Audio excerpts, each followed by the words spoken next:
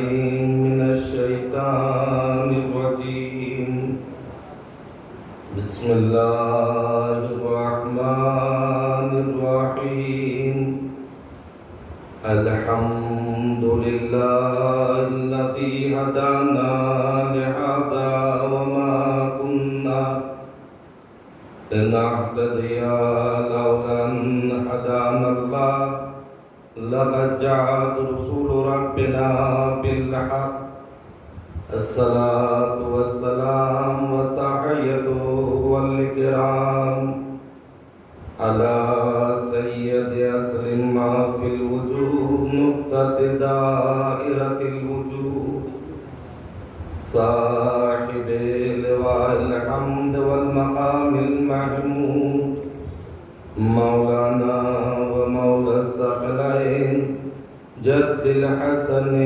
والحسين أبي القاسم محمد اللهم صل على محمد وآل محمد وعلى البيت الطيبين الطاهرين المعصومين المظلومين الذين عذب الله عنهم الرجس على البيت ويطهركم تطهيرا اللهم صل على محمد وآل محمد ولعنة الله على أعدائهم ومنكر فضائلهم وغاصب حقوقهم ومنهدم قبورهم أجمعين من الآن إلى قيام يوم الدين أما بعد فقد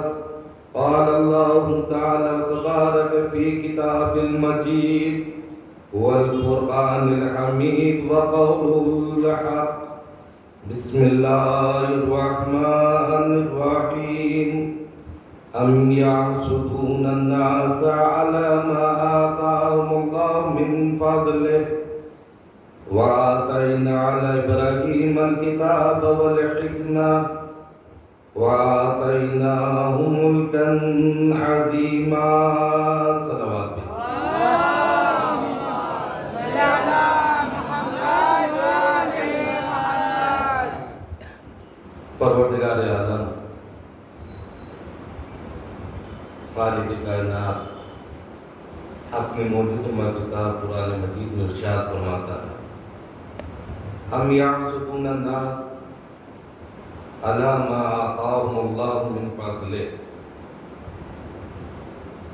کچھ افراد کچھ لوگ حسد کرتے ہیں اس چیز پر کہ جو ہم نے اپنے فضل سے آل ابراہیم کو عطا کیا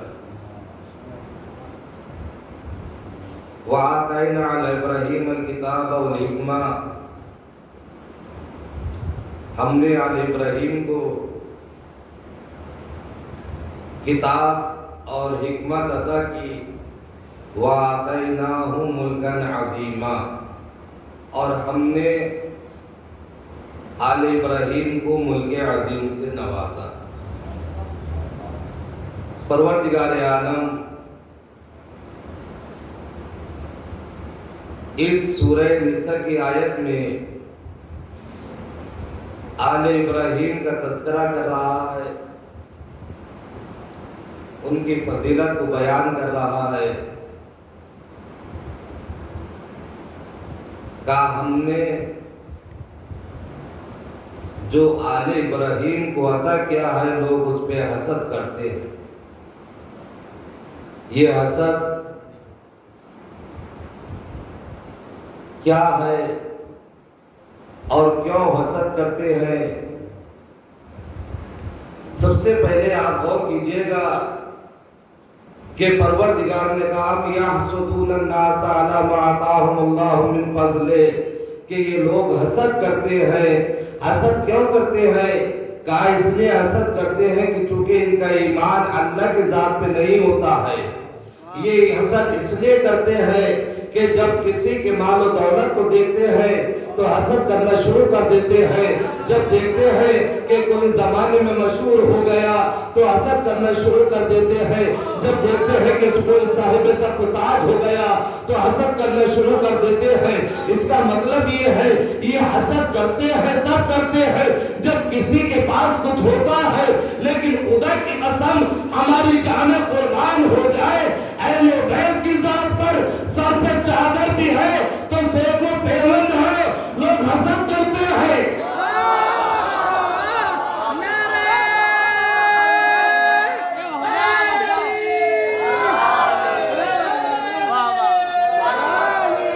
یہ انسان کیوں حسد کر رہا ہے کہ جبکہ اہل بیت کے پاس ظاہراً کچھ بھی نہیں ہے, اگر کچھ ہے تو وہ ظاہراً کچھ نہیں ہے. لیکن عزیزان گرامی اہل بیت کا یہی تو کمال ہے, یہی تو شرف ہے, یہی تو کرم ہے کہ کچھ بھی نہیں ہے پھر بھی دنیا کو عطا کرتے ہیں. ایک سلام بھیجے محمد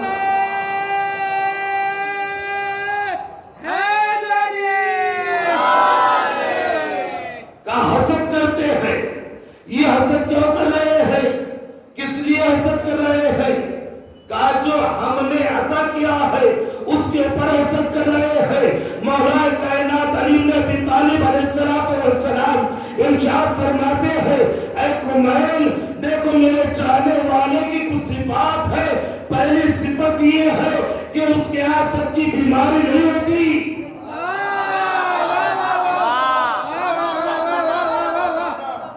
یہ ایسی بیماری ہے جو لا علاج ہے. آج کے زمانے میں طرح طرح کی بیماریاں ہیں, کسی کو کوئی بیماری ہے, کسی کو کوئی بیماری ہے. لیکن عزیزان گرامی ذرا غور کیجئے گا, انصاف سے بتائیے گا, ہر بیماری کا علاج ہے, ہر بیماری کا علاج کبھی کسی ڈاکٹر کے پاس مل جاتا ہے, کبھی حکیم کے پاس مل جاتا ہے. لیکن اگر کوئی بیماری لا علاج ہو جاتی ہے اب انسان مایوس ہو جاتا ہے. ایسی بیماری جو لا علاج ہے, اہل بیت نے کہا کمیل جس کا کوئی علاج نہ کر سکے اس بیماری کا علاج میری محبت کر دیتی ہے.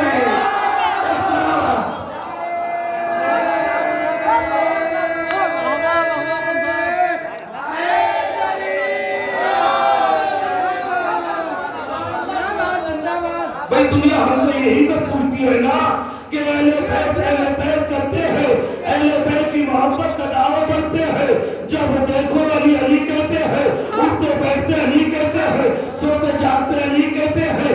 یہ بتائیے گا اہل بیت کی محبت دیتی کیا ہے؟ منے کچھ نہیں دیتی, کم سے کم اتنا تو ہے لا علاج بیماری کا علاج کر دیتی ہے.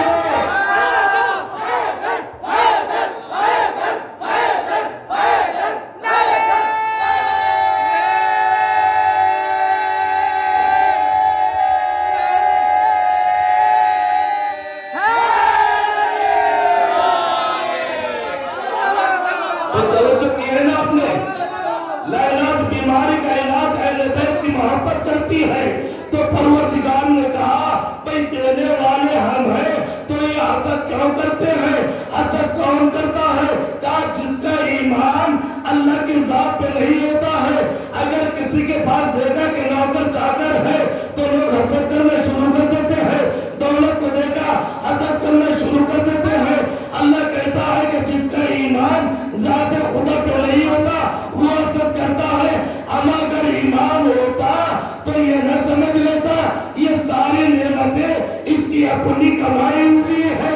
اگر ایمان ہوتا تو خدا کی قسم جتنا وقت حسد کرنے میں لگایا ہے اگر اللہ سے مانگنے میں لگاتا تو اللہ سے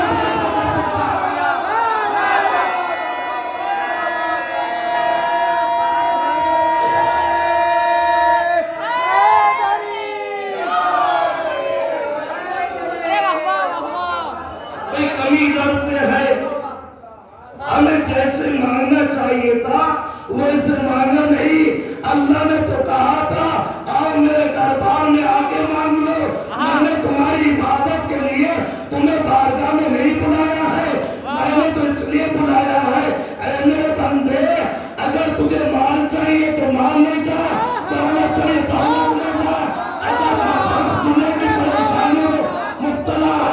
کوئی نجات چاہیے نجات لے جا.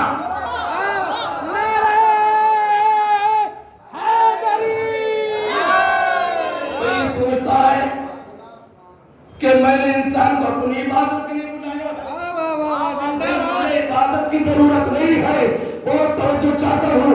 اگر مجھے عبادت کی ضرورت ہوتی تو معصوم فرشتوں کی عبادت کافی تھی, ان کی تسبیح و تحلیل کافی تھا.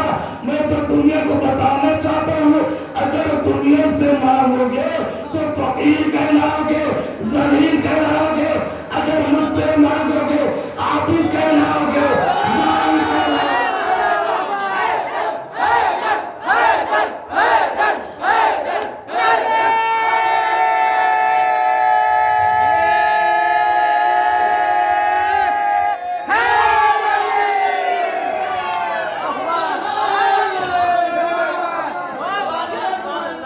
لہذا اللہ نے گرامی, حسد کون کرتا ہے؟ کہا جس کا ایمان اللہ کی ذات پہ نہیں ہوتا. جبکہ پروردگار نے کہا بھئی حسد کرنے والے ہوتے کون ہیں؟ جب عطا کرنے والے ہم ہیں. قرآن ہم نے دیا ہے, اہل بیت کو کتاب کا علم ہم نے دیا ہے, ملک عظیم ہم نے دیا ہے. یہ حسد کرنے والے ہوتے کون ہیں؟ فاتح خیبر ہم نے بنایا, داماد خیبر ہم نے بنایا, فاتح خیبر ہم نے بنایا, فاتح خندق ہم نے بنایا. یہ حسد کرنے والے ہوتے کون ہیں؟ وجود نماز ہم نے بنایا, وجود صلاۃ ہم نے بنایا, مقدر علم ہم نے بنایا. جب ہم عطا کر رہے ہیں تو یہ حسد کیوں کر رہے ہیں؟ عطا ہم نے کیا ہے. لہذا سب سے پہلی چیز جو پروردگار نے عطا کی ہے وہ ہے الکتاب. ہم نے الکتاب کا علم دیا ہے.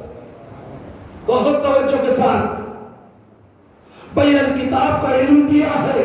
ہم نے تاریخ کے دامن کو دیکھا, ہم نے مفسرین سے معلوم کیا کہ یہ بتائیے گا کہ الکتاب سے پہلے ماں موجود ہے. یہ ماں کا مطلب کیا ہے؟ کہا ماں سے مراد ہے قرآن مجید.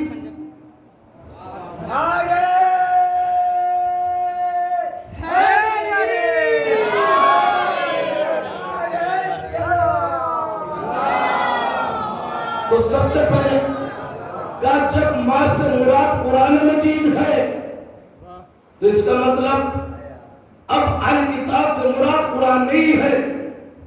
اگر پروردگار یہ کہتا کہ ہم نے کتاب عطا کی ہے تو کتاب سے مراد قرآن ہوتا, لیکن پروردگار نے یہ نہیں کہا کہ ہم نے قرآن دیا ہے, بلکہ کہا الکتاب دی ہے.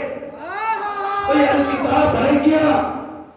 اگر کتاب ہوتا تو صرف کتاب سے مراد قرآن ہوتی, لیکن پروردگار نے کہا ہم نے الکتاب کا علم دیا ہے.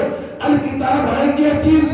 کہا آپ دیکھئے گا جس کے اوپر لفظ کتاب صادق آ جائے اس کو الکتاب کہتے ہیں. اگر توریت کے اوپر الکتاب کا نام صادق آتا ہے تو توریت کا علم دیا. زبور کے اوپر صادق آتا ہے تو زبور کا علم دیا. قرآن کے اوپر صادق آتا ہے تو قرآن کا علم دیا. جس کے اوپر صادق آتا ہے اس کا علم ہم نے اہل بیت کو دیا. اب پتہ چلا اہل بیت کو, آل ابراہیم کو صرف قرآن کا علم نہیں الکتاب کا علم دے کر بھیجا گیا. ایک صلوات ہو جلوہ.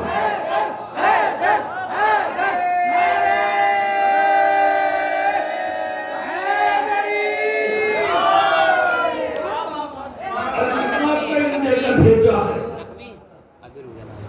الکتاب سے مراد کیا ہے؟ کہا جس کے اوپر لفظ کتاب صادق آ جائے ہم نے اس کا علم آل ابراہیم کو دے کر بھیجا ہے.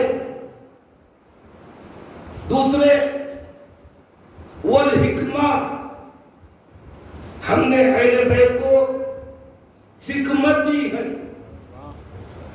حکمت کیا ہے؟ حکمت ہے عقل مطلق, حکمت ہے ٹیکنالوجی. آج دنیا ہمارے اوپر اطراعاتی ہے, طنز کرتی ہے کہ ہم نے دیکھو یہ بنا لیا، یہ بنا لیا، یہ بنا لیا، یہ ساری ٹیکنالوجی اللہ نے آل ابراہیم کو دے دی۔ میں ان سے کہنا چاہتا ہوں اما تم نے کچھ بھی بنا لیا لیکن یہ صدقہ تو آل ابراہیم کا ہے، چونکہ آل ابراہیم کو حکمت دی ہے۔ لہذا پروردگار نے کہا ہم نے آل ابراہیم کو کتاب بھی دی، حکمت بھی دی، لیکن حضور یہ بتائیے گا آل ابراہیم ہے کون؟ بھئی آل ابراہیم کسے کہتے ہیں؟ آل ابراہیم سے مراد کیا ہے؟ ہم نے ہاتھوں کو جوڑ کر در و رسالت پر جا کر سوال کیا یا رسول اللہ آپ بتائیے گا آل ابراہیم ہے کون؟ کہا میں بتاؤں گا، ابھی نہیں بتاؤں گا، تو اتنا سن لو کہ جس کے پاس توریت کا علم ہے، زبور کا علم ہے، قرآن کا علم ہے، جو جانتا ہے جو خوشی میں آیت کون سی نازل ہوئی، جو مکی کون سی ہے، مدنی کون سی ہے، محکم کون سی ہے، متشابہ کون سی ہے، ناسخ کسے کہتے ہیں، منسوخ کسے کہتے ہیں، جو کتاب کا علم رکھتا ہو۔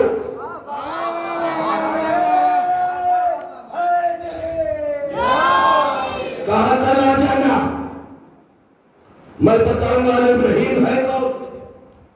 خرامہ 13 رجب آئی، سرکار رسالت خانہ کعبہ کے پاس پہنچے، فاطمہ بنت اسد سے امامت کا پھول لیا، ایسا لگا جیسے رسالت کی آغوش میں امامت کا پھول آ گیا ہو، ایسا لگا جیسے رسالت کی رحل پہ امامت کا قرآن آ گیا ہو، ایسا لگا جیسے وارث قرآن کے ہاتھوں پہ وارث قرآن آ گیا ہو، ایسا لگا جیسے وارث قرآن کے ہاتھوں پہ روح قرآن آ گئی ہو، ایسا لگا جیسے وجود نماز آ گیا ہو، ایسا لگا جیسے وجود نماز آ گیا ہو، ایسا لگا جیسے ان کا محبت مل گیا ہو، ایسا لگا جیسے مومن کو امیر المومنین مل گیا ہو۔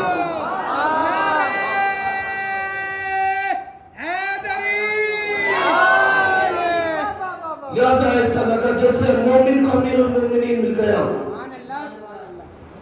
آنے کے بعد کہا یا رسول اللہ اجازت ہے کہ قرآن کی تلاوت کر کے بتاؤ، توبہ سناؤں یا زبور سناؤں یا انجیل سناؤں؟ اور عزیزان گرامی سے کہا نہیں تھا بلکہ تلاوت کر کے بتایا، اور تلاوت کرتے جا رہے تھے اور نبی شاباش کہہ رہے تھے، علی شاباش، علی شاباش، آپ نے توریت ایسے پڑھی جیسے صاحب توریت پڑھتا ہے، زبور ایسے پڑھی جیسے صاحب زبور پڑھتا ہے، انجیل ایسے پڑھی جیسے صاحب انجیل پڑھتا ہے، اور قرآن کی تلاوت ایسے کی جیسے میں کرتا ہوں، جیسے میں کرتا ہوں، جیسے میں کرتا ہوں۔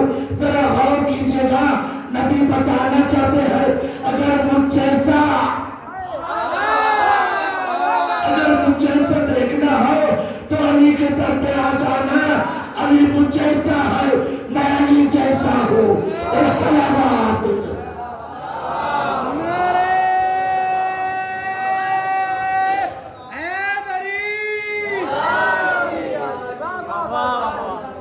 لہذا ہر ایک کتاب کی تلاوت کر رہے ہیں، توریت پڑھ رہے ہیں، زبور پڑھ رہے ہیں۔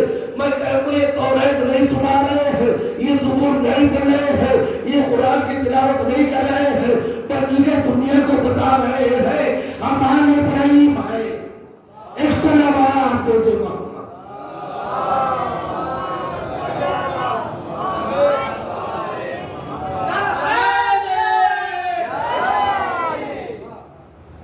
لہذا ہر ایک کتاب کی تلاوت کر کے بتایا ہے کہ ہم آل ابراہیم ہیں، لیکن خدا کی قسم عجیب المیہ ہے، ادھر بیٹے نے خانہ کعبہ سے تلاوت کر کے بتایا کہ ہم آل ابراہیم ہیں، ادھر باپ نے اپنے رسالت پر کہہ کے بتایا الحمدللہ الذی جعلنا من ذریۃ ابراہیم ونسل اسماعیل، ہم آپ ابراہیم ہیں۔ اسلامات بھیجے گا۔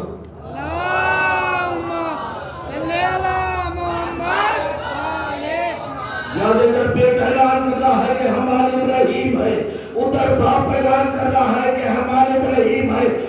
چلا یا بیٹا ابراہیم ہے یا باپ ابراہیم ہے، ایک صلوات بھیجے محمد۔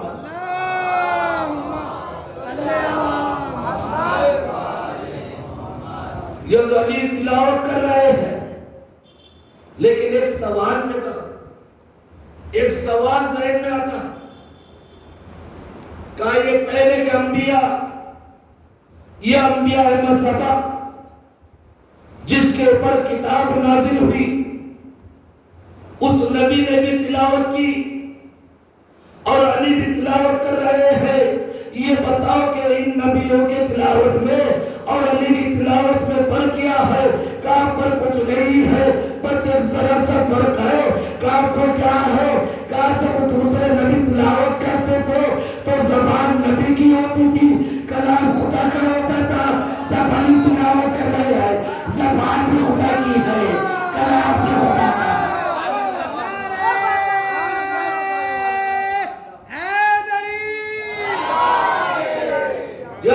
دونوں چیزیں خدا کی ہے۔ اب لوگ کہتے ہیں علی کو بڑھا دیا، علی کو بڑھا دیا، ہم نے علی کو بڑھایا نہیں، کہا علی کو خدا تک پہنچا دیا، کہا خدا تک نہیں پہنچایا۔ اب تو کہتے ہیں خدا کی لعنت ہو جو علی کو خدا کہے۔ اب علی کو خدا نہیں کہتے ہیں، اب علی کو اللہ کا بندہ کہتے ہیں۔ یہ الگ بات ہے، علیت اللہ ہے، لسان اللہ ہے، علی عیب اللہ ہے۔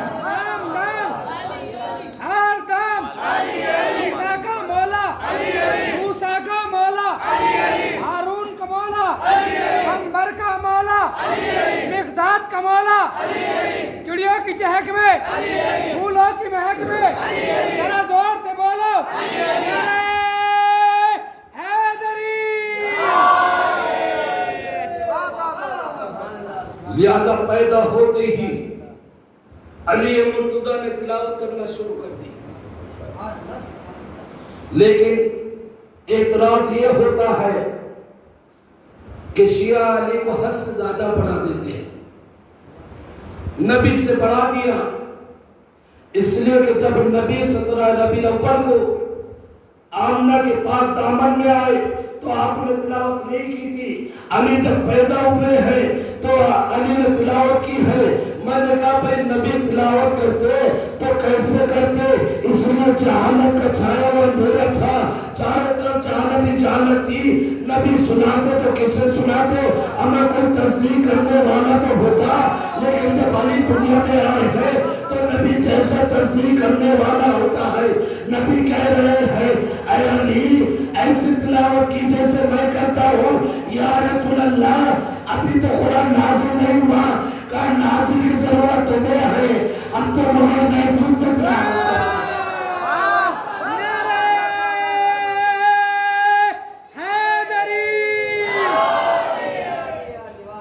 جب 17 ربیع الاول کو پیدا ہوئے تو نبی نے تلاوت نہیں کی، یہ علی کو حد سے زیادہ بڑھا دیتے ہیں۔ میں نے کہا جناب ہمارے پر اعتراض نہ کیجیے گا، اس لیے ہم علی کو اگر مانتے ہیں تو نبی کے کہنے سے مانتے ہیں، جس کو بھی مانتے ہیں نبی کے کہنے سے مانتے ہیں۔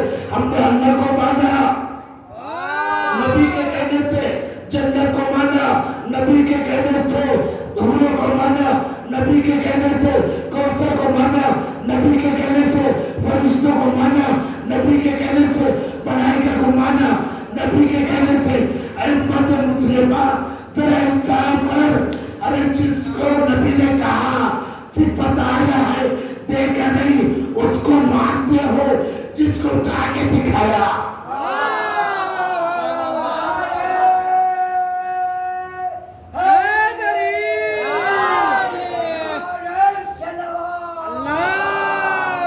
لہذا 17 ربیع الاول کو ہمارے نبی کی ولادت ہوئی،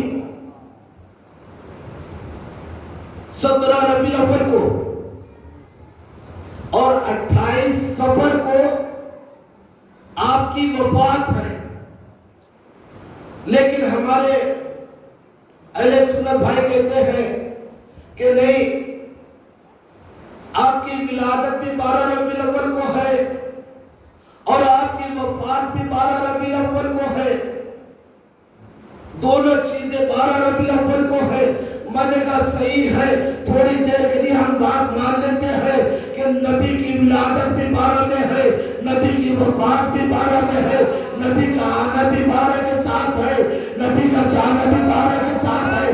اب پتہ چلا کہ نبی نہ 12 کے بغیر آتا ہے نہ 12 کے بغیر جاتا ہے۔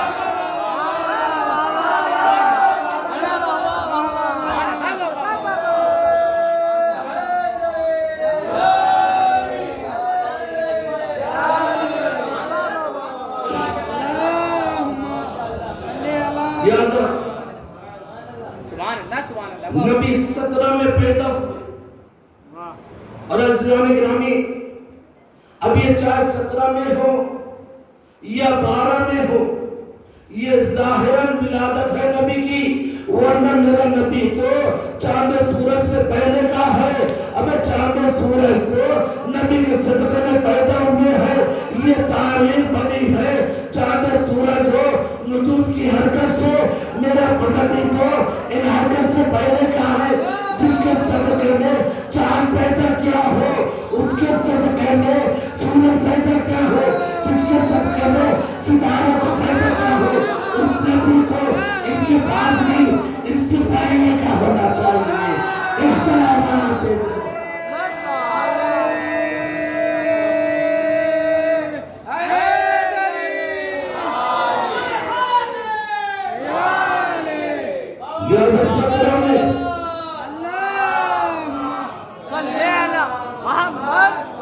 یاد 17 ربیع الاول کو میرے نبی کی ولادت ہوئی۔ کہاں ولادت ہوئی؟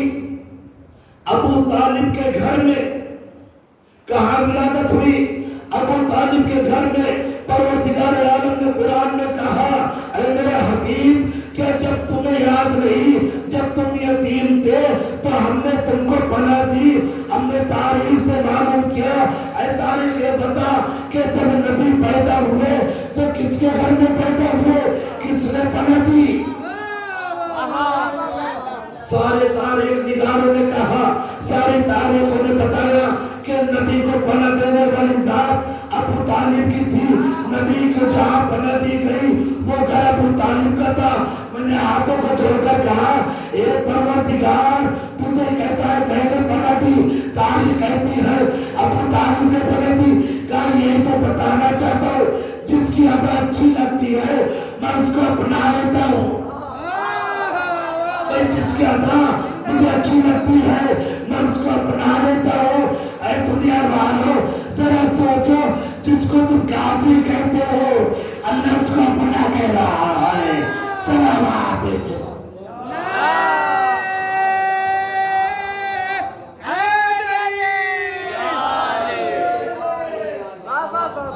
یاد 17 میں پیدا ہوئے۔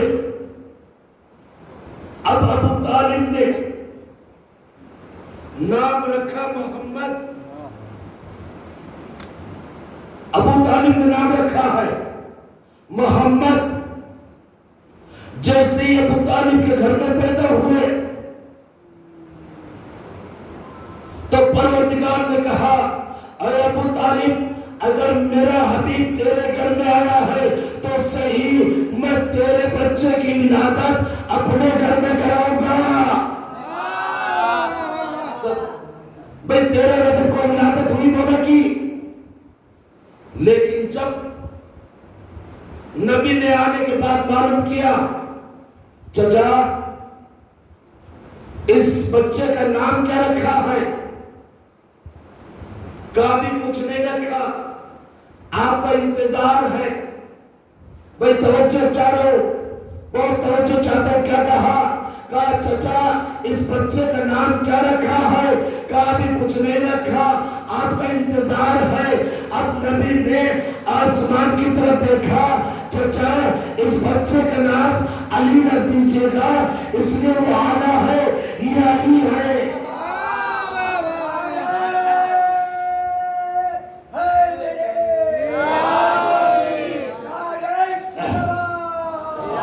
اب علی نام رکھا ہے، لیکن میں ابو طالب سے سوال کرنا چاہتا ہوں، اے ابو طالب، جب کل محمد کی ولادت ہوئی تھی تو ان کا نام محمد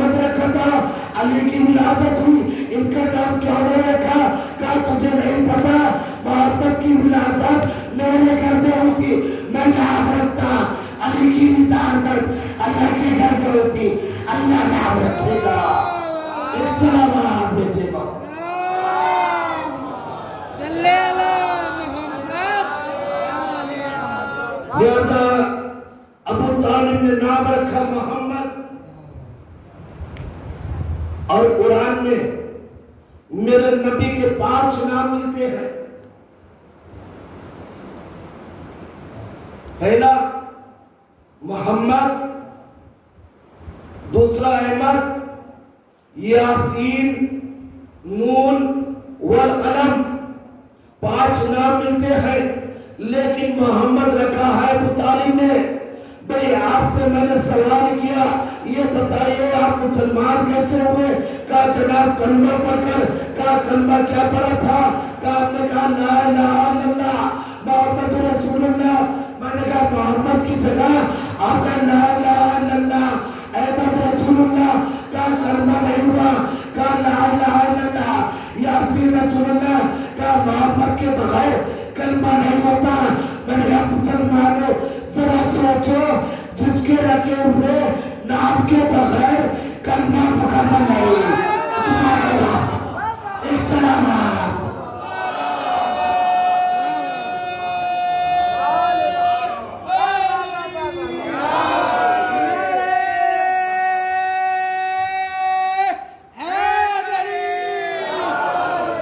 لہذا نام رکھا ابو طالب نے محمد، بچے کا نام محمد ہے۔ تاریخ نے بتایا جب ہمارے نبی کی ولادت ہوئی، کچھ نجومی اپنی اپنی کتابوں کو بغلوں میں دبائے ہوئے چلے، اور مدینے پہنچنے کے بعد اب معلوم کیا کہ آپ کے ہاں کسی بچے کی ولادت ہوئی ہے؟ کہا نہیں ہمارے ہاں تو نہیں ہوئی، لیکن ہاں محلے بنی ہاشم میں ولادت ہوئی ہے۔ ابو طالب کے دروازے پہ پہنچے، اور ابو طالب کے دروازے پہ پہنچنے کے بعد کہا کیا آپ کے ہاں کسی بچے کی ولادت ہوئی ہے؟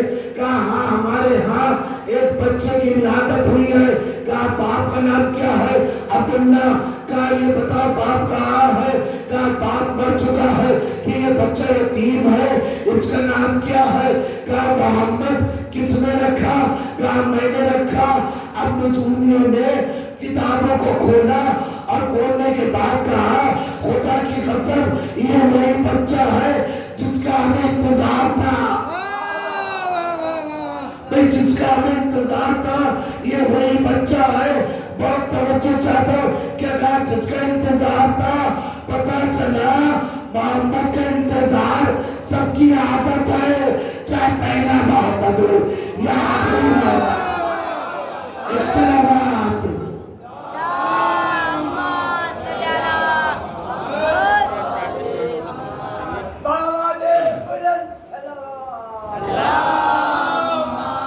کیا نام رکھا اس کا؟ محمد۔ تاریخ بتاتی ہے ہمارے نبی کے نام سے پہلے عرب میں کسی کے بچے کا نام محمد نہیں تھا۔ یہ بتائیے گا، یہ پہلے کی کتابوں میں دیکھنے کے بعد کہا ہاں اس بچے کا نام ہماری کتابوں میں محمد ہے۔ اب ابو طالب کو کیسے پتا چلا؟ اس کا مطلب یہ ہوا ذات ابو طالب اس ذات کا نام ہے جو ترمیم پر بیٹھ کر لوح محفوظ کا مطالعہ کرتی ہے۔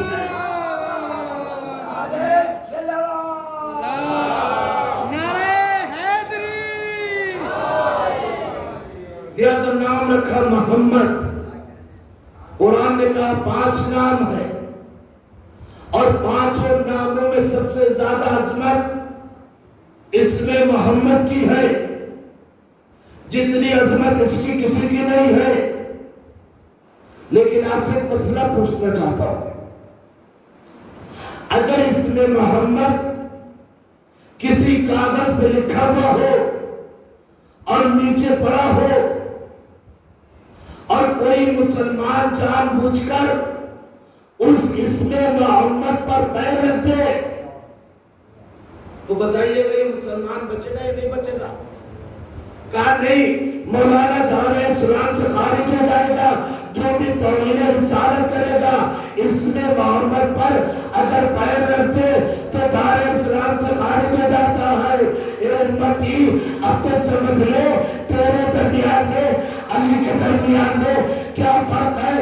اگر تو اس میں محمد پر پیر رکھ دے دائرہ اسلام سے خارج ہو جاتا ہے. علی دوش نبوت پر اگر دوش نبوت پر پیر رکھ دے تو کل ایمان کہلاتا ہے. اسلام حیدری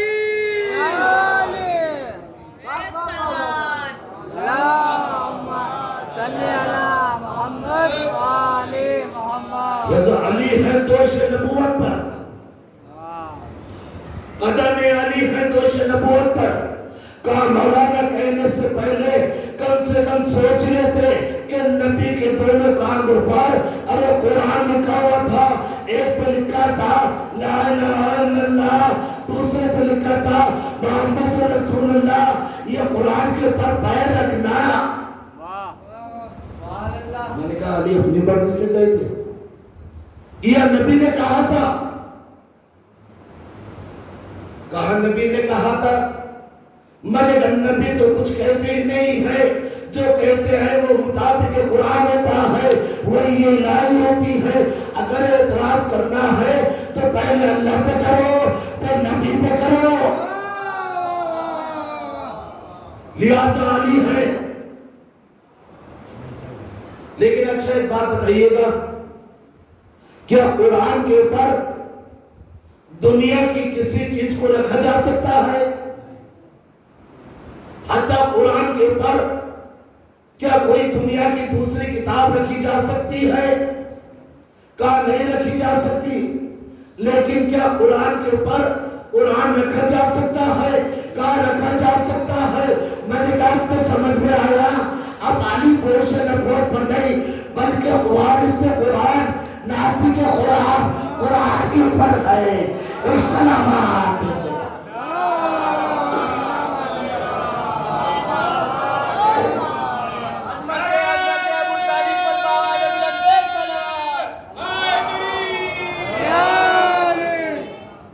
عزیزان گرامی, تاریخ نے ہمیں دو ہی ایسے بتائے جو ایک دوش نبی پر سوار ہے تو ایک پشت نبی پر سوار ہے.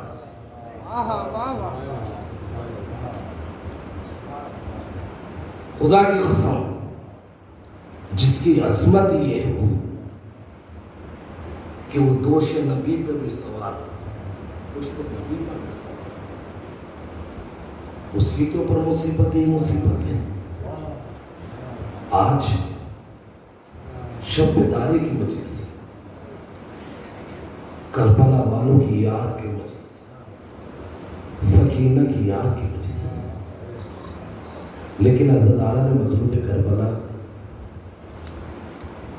شب بیداری صحیح میں ایک عبادت ہے.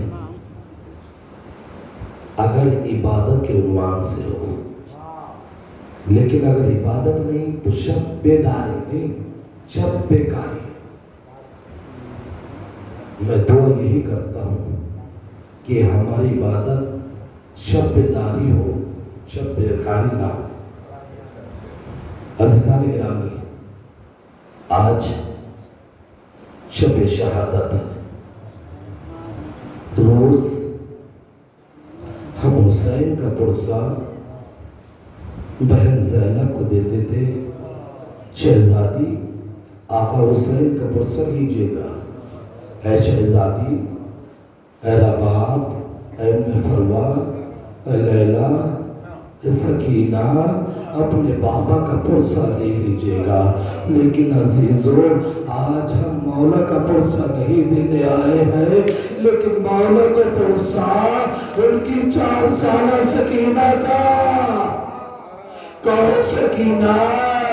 ارے جو حسین کے سینے پہ سوتی تھی. کون سکینہ؟ جو حسین سے محبت کرتی تھی. کون سکینہ؟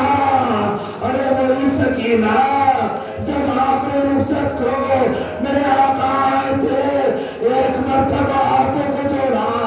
اے بابا, آپ سے کہتے سنا تھا کہ اسلام میں لڑکے نام ہے.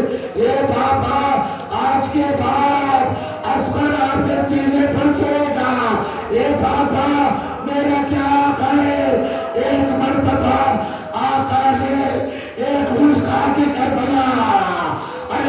کر سکینہ کے سر پہ ڈالی. اے میرے لال یہ تیرا نصیب. اللہ اکبر.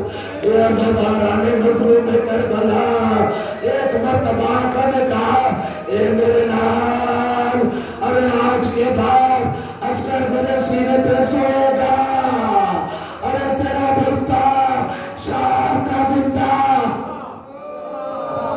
عزاداران مظلوم کربلا ارے 4 سالہ سکینہ ہمارے گھروں میں بھی چھوٹے چھوٹے بچے ہوتے ہیں. 4 سالہ سکینہ 4 بھی پورے نہیں ہوئے تھے. اے عزادارو ابھی کتنا چھوٹا سا وجود ہے کب سبھی کا عالم ہے. اے عزاداران مظلوم کربلا لیکن سکینہ کی مصیبت کربلا کے بعد جب اسیر کر کے لے کے چلے ایک مرتبہ سکینہ کو اونٹ کی پشت پہ بٹھایا. شہزادے نے کہا اے ظالمو ارے سکینہ چھوٹی ہے یہ اکیلے نہیں بیٹھے گی. اچھا ہم اس کا انتظام کرتے ہیں. عزاداران مظلوم کربلا ارے سکینہ کی کب سنی کیا انتظام کیا. ایک رسی لگائی سکینہ کو پشت دھاگا پلٹایا رسی سے باندھ. اللہ اکبر. عزیزان گرامی گریہ کیجئے گا اس لیے کہ کوئی تماچے نہیں مارے گا اور تماچے کھانے والی کا پرسہ دے گا. عزاداران مظلوم کربلا رسی سے باندھ دیا. رسی کی بسر سے باندھنا تھا. اونٹ چلا لیکن اونٹ کی عادت ایک ہوتی تھی. عرب کا دستور تھا کہ جب اونٹ کو ریز میں بھگایا جاتا تھا شامل کیا جاتا تھا تو کسی بچے کو اونٹ کی پشت پہ باندھا جاتا تھا تاکہ اونٹ بچے کی آواز سے ارے زیادہ دوڑے. لیکن اونٹ کی ہڈیاں ارے کبھی پر ہوتی ہے کبھی نیچے ہوتی ہے. سکینہ ارے جیسے اونٹ چلتا تھا سکینہ چیختی تھی آپ بھی اماں آج کا بابا میرے وصیت ٹوٹ گئی. اللہ اکبر. عزاداران مظلوم کربلا خدا کو کوئی غم نہ دے سوائے کربلا والوں کے. اے عزاداران مظلوم کربلا ارے سکینہ چیختی گئی کسی کو رحم نہ آیا. سکینہ کی پسلیاں ٹوٹ گئی. عزاداران مظلوم کربلا وہ وقت بھی آیا کہ ایک مرتبہ سوتی سوتی سکینہ بیدار ہو گئی. بیدار جیسے ہوئی ساری بیبیاں آ گئی. سکینہ ارے سکینہ کیا بات ہے. سکینہ کیوں گریہ کر رہی ہو. سکینہ کیا وجہ ہے. جب سکینہ نے جواب دیا تو جواب سن کر ساری بیبیاں چیخیں مار مار کر رونا شروع کر دیا. سکینہ نے کہا اے بی اماں ابھی بابا آئے تھے. اے بی اماں ابھی بابا گئے تھے. اے بی اماں میں بابا سے بیعت کر رہی تھی. اے بابا آپ چلے گئے. سکینہ کے تماچے. اے بابا کہاں چلے گئے. اے بی اماں میرے بابا کہاں ہے. کہا بیٹا ارے بابا کہاں ہے. یہ بیبیوں کے رونے کی آواز. ارے یزید کے کہاں تک پہنچ. اللہ اکبر. ایک مرتبہ یزید نے کہا یہ کس کے گریہ کی آواز ہے کون رو رہا ہے. کہا حسین کی 4 سالہ بچی ارے خواب میں بابا کو دیکھ کر بابا کو یاد کر کے رو رہی ہے.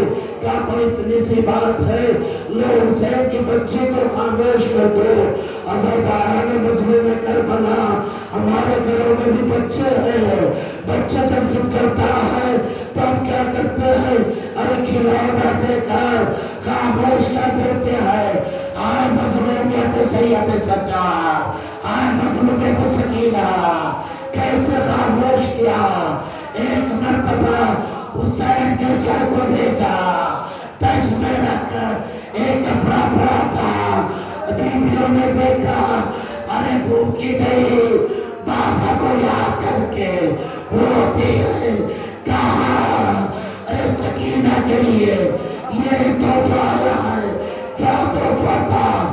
خدا کسی بچے کو ایسا تحفہ نہ دے. اب جو گھبراہٹ آیا باپ کا سر دیکھا رخسار رکھا. اے بابا بابا میری نگاہ چھپ گئی. اے بابا یہ کاغذ ہمیں دے گوشوار چھڑیے گئے.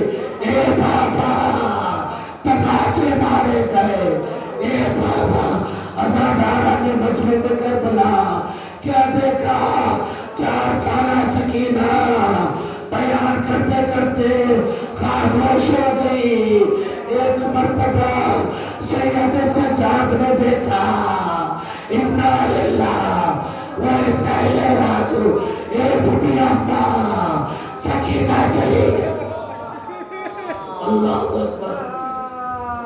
عزادارہ نے مظلوم کربلا ماتم شروع ہوا گریہ شروع ہوا. وہ حسین و محمد کنارے تھے. ایک مرتبہ غسانہ کو بلایا تاکہ حسن دے سکے. لیکن عزیزو ارے غسانہ جب آئے تاریخ بتاتی ہے غسانہ نے چیخ مار کر کہا ارے یہ بچی کیا مریض تھی؟ 4 جنازے تاریخ میں ملے ہیں کہ جو حسن دینے والا چیخے مار مار کر روتا ہے. ارے یہ جنازہ مدینہ کی گلیوں میں شہزادی کا تھا. علی چیخ مار کر روئے اے زہرا پسلیاں ٹوٹ گئی. علی کو بتایا نہیں. دوسرا جنازہ ارے 7ویں امام کا تھا جس کا کفن ارے ہڈیاں گوہ سے چپک چکی تھی. ہتھکڑیاں تھی بیڑیاں تھی. تیسرا جنازہ سید سجاد کا تھا. اور چوتھا جنازہ اے عزیزو جانتے ہیں کون تھی وہ؟ 4 سالہ سکینہ. ارے جب حسن دیتے دیتے چیخ مار کر کہا اے بیٹیو یہ بچی مریض تھی. کہا نہیں میری بہن مریض نہیں تھی. وجہ کیا ہے؟ کہا جب لباس پا رہے تھے لباس وسیلوں سے چپکا ہوا تھا. طیب سجاد نے سر و سینہ پیٹا. آئے میری بہن کوئی مریض نہیں. تاثیرانوں کے نشان. اللہ اکبر. غسل تمام ہوا. عزیزو تاریخ میں دو جملے بتاتی ہے. 2 جملے کہتی ہے. پہلی روایت تو یہ ہے کہ یزید کی طرف سے کفن آیا اور اس کفن میں ارے دفنایا گیا. لیکن دوسری روایت یہ کہتی ہے سکینہ کے لیے کوئی کفن نہیں تھا. جو کرتا پہنے تھی اس کرتے میں دفنایا. عزادارہ نے مظلوم کربلا ارے غسل دیا گیا کفن پہنایا گیا. جب جنازہ تیار ہوا ایک مرتبہ بیٹیوں نے کبھی ادھر دیکھا کبھی ادھر دیکھا. سید سجاد نے ہتھکڑیوں کو سنبھالا بیڑیوں کو سنبھالا. اے بڑھی اماں ارے بہن کا جنازہ بھائی دفنائے گا. چھوٹا سا جنازہ ہاتھوں میں رکھا. چھوٹی سی قبر کو دی. ارے قبر کی طرف چلے. میرا دل کہتا ہے ایک آواز آئی ہو بیٹا سید سجاد لاؤ میری امانت مجھے دے دو. سید سجاد نے سکینہ کو ارے لہر کے حوالے کیا. دفنانے کے بعد یہ عزیزو خود میں شریعت یاد آیا.